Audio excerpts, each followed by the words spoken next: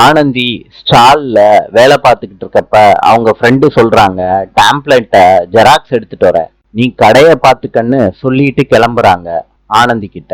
ஆனந்தி கஸ்டமருக்கு சேலையெல்லாம் காமிச்சுக்கிட்டு இருக்காங்க.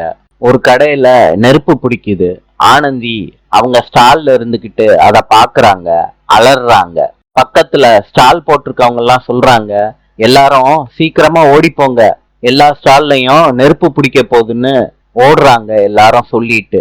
ஆனந்தியோட ஃப்ரெண்டு ஸ்டாலுக்கெல்லாம் நெருப்பு பிடிக்கிறத பார்த்த உடனே அலறிக்கிட்டு ஜெராக்ஸ் பேப்பரை கீழே போட்டுட்டு ஓடியாராங்க. ஆனந்தியால அந்த ஸ்டால் போட்டிருக்க இடத்த விட்டு வர முடியல. நெருப்பு மலையா பொழியுது. ஆனந்தியோட ஃப்ரெண்டுனாலையும் ஆனந்திய காப்பாத்த முடியல. கதறாங்க. குமரன் என்ன ஆச்சுன்னு கேக்குறாங்க. அதுக்கு குமரனோட ஃப்ரெண்டு சொல்றாங்க, ஆனந்தி அந்த நெருப்பு பிடிச்சிருக்க இடத்துல மாட்டிக்கிட்டாங்கன்னு சொல்றாங்க. ஆனந்தியோட ஃப்ரெண்டு சொல்றாங்க, குமரா எப்படியாவது என் ஃப்ரெண்ட காப்பாத்திருப்பா. குமரன் எல்லா தடையும் தாண்டி அந்த நெருப்பு பிடிக்கிற இடத்துக்குள்ள போறாரு. அங்க போயிட்டு ஆனந்தி ஆனந்தின்னு கத்துறாரு. ஆனந்தி அந்த நெருப்பெல்லாம் பார்த்துட்டு பயந்துகிட்டு இருக்காங்க. காதை மூடிக்கிட்டு கண்ணை மூடிக்கிறாங்க பயத்தினால.